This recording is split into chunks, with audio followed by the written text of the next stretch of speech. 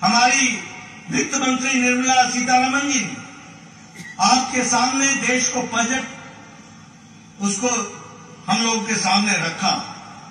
हमें खुशी है कि ये अमृतकाल का पहला बजट है। ये आकांक्षाओं से भरा हुआ बजट है। ये भारत को की नींव को मजबूती प्रदान करने वाला बजट है। ये आम आदमी की चिंता करने वाला बजट है। ये महिलाओं को शक्ति देने वाला बजट है। ये युवाओं की आकांक्षाओं को उड़ान देने की ताकत रखने वाला बजट है और यह विकसित भारत की ओर ले जाने वाला बजट है। इसलिए यह बजट त्रिपुरा के लिए भी आकांक्षाओं से भरा हुआ है, यह मैं जरूर कहना चाहता हूं। आज मुझे खुशी है कि इस बजट में 79,000 करोड़ रुपए सिर्फ प्रधानमंत्री आवास योजना के तहत रखे गए हैं। ये छोटी घटना नहीं है। 79,000 करोड़ रुपए का मतलब है कि आम गरीब व्यक्ति अब कच्चे मकान में नहीं रहेगा, उसको पक्के मकान में रहने की व्यवस्था की गई है। अगर हम देखें तो लगभग 15,000 करोड़ रुपए जनजातीय समूह के लिए खर्च होने वाला है। 15,000 करोड़ रुपए हमारे कमजोर जनजाति भाइयों के लिए खर्च होने वाला है। अगर हम देखें आदिवासी बच्चों के पढ़ाई के लिए 38,800 टीचरों की नियुक्ति की व्यवस्था है। किसी ने सुध नहीं ली कि हमारा आदिवासी गरीब बच्चा कैसे पढ़ेगा, कैसे उसकी व्यवस्था की जाएगी। लेकिन इस बजट में सिर्फ आदिवासी बच्चों की पढ़ाई के लिए 38,800 टीचर बहाल किए जाएंगे, इसकी व्यवस्था की गई है। महिलाओं के सम्मान की मैं बात कर रहा था। ये महिला सम्मान बचत पत्र, इसके माध्यम से महिलाओं का सशक्तिकरण करने का भी प्रयास होगा। डिजिटल लाइब्रेरी के माध्यम से युवाओं को पढ़ने का अवसर मिलेगा और फिजिकल लाइब्रेरी के माध्यम से पंचायत स्तर तक और म्यूनिसिपैलिटी स्तर तक भी व्यवस्था की जाएगी, ताकि कोई बच्चा जिसकी आकांक्षा पढ़ने की रही है उसको हम उड़ान दे सके, उसको हम आगे बढ़ा सके। इस तरीके की व्यवस्था की गई है। हमारे किसान भाइयों के लिए एग्रीकल्चरल क्रेडिट कार्ड की सब को भी मात्रा बढ़ा दी गई है। 18 लाख करोड़ से बढ़ा करके 20 लाख करोड़ कर दिया गया है। 11% का बढ़ोतरी की गई है, यह भी हमको ध्यान में रखना चाहिए।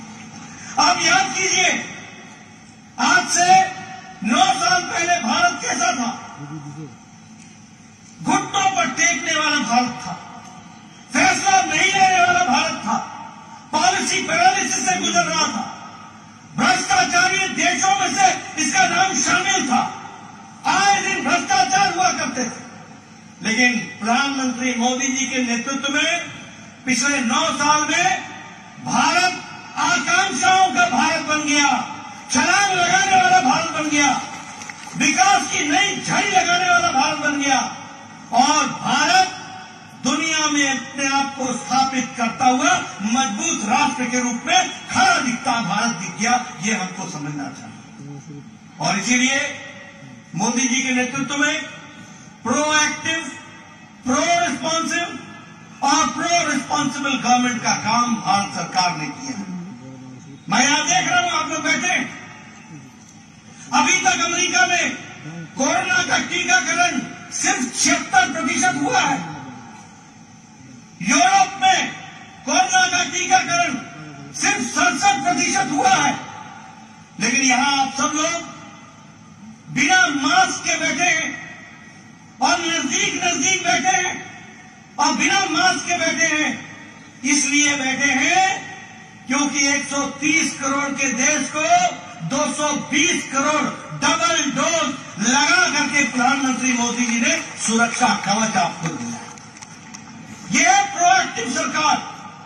ये है वो सरकार जो 9 महीने में एक नहीं 2 भारत में बनी हुई वैक्सीन तैयार करती है और एक भारतीयों को 100% वैक्सीनेशन करने का काम, दुनिया का सबसे बड़ा वैक्सीनेशन प्रोग्राम, टीकाकरण प्रोग्राम किया गया। जब हम प्रोएक्टिव सरकार बोलते हैं तो यूक्रेन में लड़ाई हुई, युद्ध हुआ, हमारे 32,000 बच्चे पढ़ने के लिए गए हुए थे।